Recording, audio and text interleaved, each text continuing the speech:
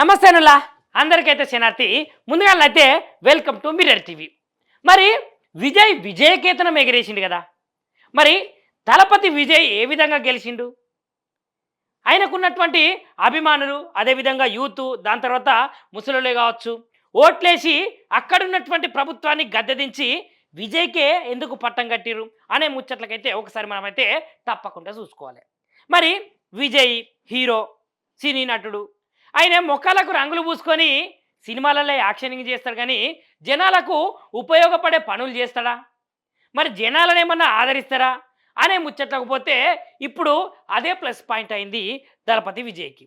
మరి చూసుకుంటే విజయ్ విహారం చూసిరా, ఎంతమంది విమర్శించిర్రు, ఈయన అసలు గెలుస్తాడా, ఈయనకు అసలు మా మద్దతు ఇస్తామా అని అన్నోళ్ళే ఇవాళ బ్రహ్మరథం పట్టేందుకైతే సిద్ధమైపోయారు. మరి నిజానికైతే వీళ్ళు సాధించినటువంటి ఎమ్మెల్యేలను సార్ అయితే ఒక రిసార్ట్కి తీసుకుపోయి వాళ్ళతోటి మాట్లాడిన తర్వాత ఏ పార్టీతోటి పొత్తు పెట్టుకొని సీఎం కావాలి అనే దాని గురించి మాట్లాడుకున్నాడు, చర్చించుకున్నాడు. ఇక గట్టనే ఆయన సొంత ఇంటికాడ కూడా చాలా కట్టుదిట్టమైనటువంటి బందోబస్తు కూడా ఏర్పాటు చేసిరట. ఇక దాని తర్వాత అక్కడ ఉన్నటువంటి గవర్నర్ ఎవరైతే ఉంటారో ఏకంగా లేఖ రాసిందట, ఏం సారు ప్రమాణ స్వీకారం మరి ఎప్పుడు అని. టీవీకే అధిపతి దళపతి విజయ్. ఇక మరి ఈయన గురించి మాట్లాడుకుంటే అసలు తమిళనాడుల రాజకీయాలే దేశంలో కీలక పాత్ర ఎప్పటికీ పోషించుకుంటూనే ఉంటాయి.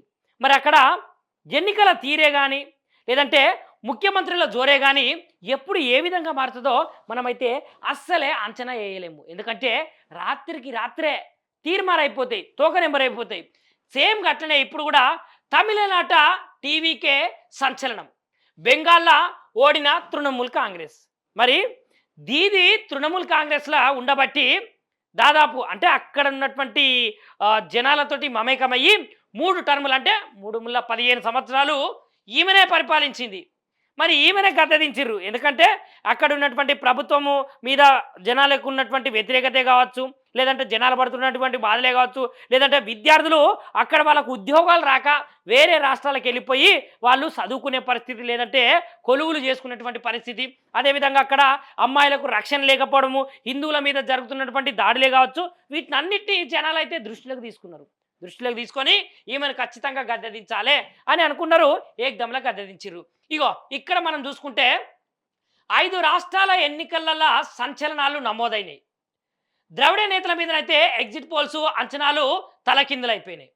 తొలి ఎన్నికలోనే జననాయకన్ జయకేతనం 107 సీట్లతో అతిపెద్ద పార్టీగా టీవీకే అవతరణ. సుశీరా ఒక్కటే మలక పోటీ చేసి ఏకదమ్లా 107 సీట్లతోటైతే అతిపెద్ద పార్టీగా టీవీకే అవతరణ. ఇక ఈ పార్టీని ఎవరైనా ఆపుతారా చెప్పుర్రి, ఈయనను సీఎం కాకుంటే ఎవరైనా చేస్తారా చెప్పుర్రి, తప్పకుండా అవుతాడు కదా. గదే గిడ రాసిరు. ఇక సిట్టింగ్ స్థానము కొలత్తూరులో స్టాలిన్కి అయితే ఎదురు దెబ్బ దాకింది. వెస్ట్ బెంగాల్లో తొలిసారి పాగా వేసినటువంటి బీజేపీ. ఇక భవానీపూర్ స్థానంలోనైతే మమతకైతే పరాజయం. కేరళ లెఫ్ట్కి అయితే షాక్ ఇచ్చింది. యూడిఎఫ్కు పగ్గాలు. అస్సాంలోనైతే కమలం జోరు చూపిస్తే పుదుచ్చేరిలో అయితే ఎన్ఆర్ కాంగ్రెస్.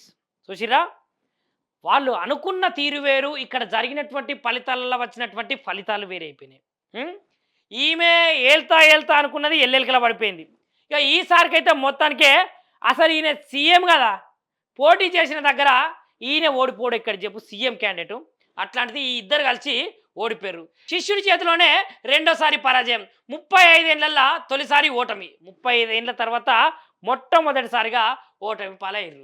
ఇక ఓటమి పాలయ్యారంటే అక్కడ ఉన్నటువంటి స్థితిలే కావచ్చు, గతులే కావచ్చు, పరిస్థితులే కావచ్చు, జనాలు మీ మీద పెట్టుకున్నటువంటి నమ్మకాలే కావచ్చు, వీటన్నిటికైతే పశ్చిమ బెంగాల్ అయితే చరమగీతం పాడింది. ఈ ఆటికెళ్ళి పశ్చిమ బెంగాల్ అయితే స్వేచ్ఛ వాయువులు పీల్చుకోబోతున్నది అనే విషయం అయితే మనకైతే స్పష్టంగా అర్థమైంది. ఎందుకంటే 2021 నుంచి 2026 వరకు అయితే పట్టు వదలకుండా ఖచ్చితంగా గద్దెనెక్కాలి, జనాలను కాపాడాలి అని ఎన్నో వ్యూహాలు రచించుకుంటా బీజేపీ అయితే ఈరోజైతే పార్టీ పగ్గాలు చేపట్టింది. మరి నిజానికి ఈ విషయం అయితే మంచిదే కదా. ఎందుకంటే ఒక వైద్యశాలల ఒక అమ్మాయిని రేప్ చేసి చంపినటువంటి ఘటనలు చూసినాం. మరి ఆ ఘటనల మీద ఇక్కడ ఉన్నటువంటి దీది మమతా బెనర్జీ గారు ఏ ఒక్కసారైనా స్పందించిరా? అదే నరేంద్ర మోదీ గారు ఆ చనిపోయినటువంటి వాళ్ళ అమ్మకు ఎమ్మెల్యే సీటు ఇచ్చి ఆమెను గెలిపించుకున్నారు. ఇక ఇప్పుడు అసలు ఆట ఉంటుంది మీకు. ఆ అమ్మాయి మీద ఏం చేసిర్రు, ఎట్లా అత్యాచారం చేసిర్రు, ఏ విధంగా ఆమెను హతమార్చిర్రు, దాని వెనుక ఎవరెవరి హస్తాలున్నాయి, దాని వెనుక ఒక పెద్ద మనిషి కూడా ఉన్నాడట. వాళ్ళెవరు ఏం కథ అనేది ఇగో ఏది తాడు లాగితే డొంకంతా కదులుతుంది అంటారు చూడు. ఇప్పుడు ఖచ్చితంగా బీజేపీ వాళ్ళు తాడు లాగుతారు. ఇక దాని వెనుకున్న ఎవరెవరు ఉన్నారో వాళ్ళ డొంకంతా కదులుతుంది. ద్రవిడ రాజకీయాల తమిళనాట యువటోర్నోడో ఆవిర్భవించింది. బెంగాల్లో తుఫాన్ దాటినైతే గడ్డి పువ్వు తట్టుకోలేకపోయింది.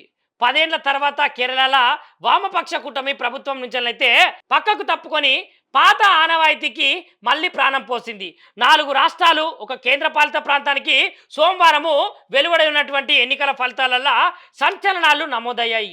ఓటర్లు తీర్పుకైతే 3 ముఖ్యమంత్రులు గద్దె దిగారు. అస్సాంలో 3వ సారి బీజేపీ జెండా ఎగరవేయగా పుదుచ్చేరిలో ఎన్ఆర్ని కూటమి మరోసారి గెలిచింది. చూసిర్రా జరిగినటువంటి ఎన్నికలల్లో ఒక కేంద్రపాలిత ప్రాంతము, దాని తర్వాత మిగిలినటువంటి వాటిల్లో 3 ముఖ్యమంత్రులు అయితే ఓటమి పాలు అయిపోయారు. ఇక వరుసగా 3వ సారి అయితే బీజేపీ పగ్గాలు చేపట్టింది. ఇక ఇక్కడనే ఎన్ఆర్ని కూటమి మరోసారి గెలిచింది పుదుచ్చేరిలో. చూసిర్రా మనము ఒకటి అనుకుంటే తాను ఒకటి అనుకుంటే దైవం ఒకటి తలిసినట్టు వీళ్ళకైతే ఎదురు దెబ్బ తాకింది. ఇక విజయ్ సారు వీర విహారం చేస్తున్నాడట.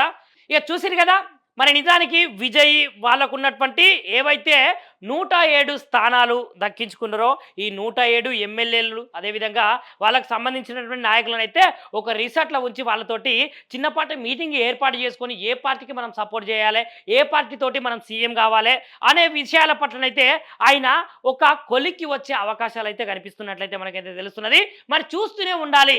నిజానికి విజయ్ దళపతి గారు టీవీకే పార్టీ నుంచి సీఎంగా ఎప్పుడు ప్రమాణం స్వీకారం చేయబోతారో, ఏ పార్టీతోటి జతకట్టబోతారో, అటు బీజేపీతోటి జతకడతారా లేదంటే కాంగ్రెస్లోకి మళ్ళీ వెళ్ళిపోతారా అనే విషయాన్ని అయితే మనమైతే చూస్తూనే ఉండాలి. సో చూస్తూనే ఉండండి మిర్రర్ టీవీ, నిరంతరం ప్రజాపక్షం.